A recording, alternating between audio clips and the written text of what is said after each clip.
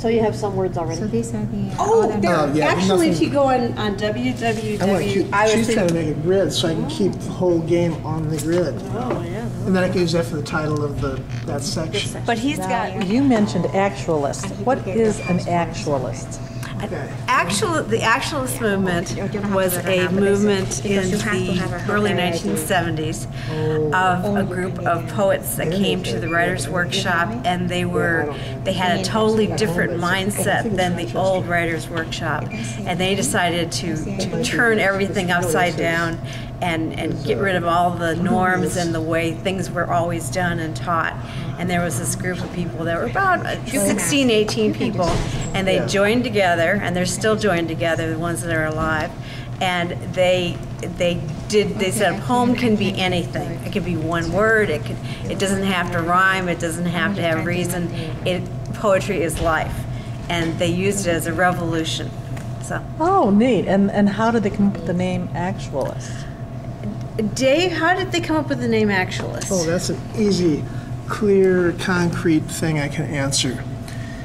We were at the apartment that Alan, Cinda Kornblum, and I shared, and Anselm Hollow was there, Darrell Gray, and George Mattingly. And Anselm said, you know, you guys have got a lot of energy in your poetry. You write really great stuff.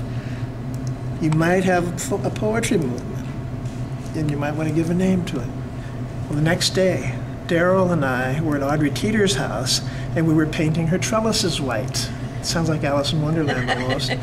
And Darrell went back to get a new pail of white paint, and he came back, and he was the one who was always the most enthusiastic about actualism. And he said to me, I think I got a name for our group. And I said, what is it? And he said, Actualism. And I thought, well, that sounds a little like something from the business college. That's actuarialism. Yeah. Oh, actuarialism. So, but I said, oh, yeah, okay, great.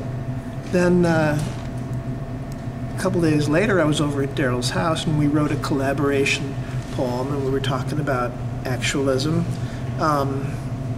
And he said that he thought actualism began that night when I wrote a one-line poem, which is, a cigarette is a glass of milk. That's the poem? That's the poem, and it's just one line.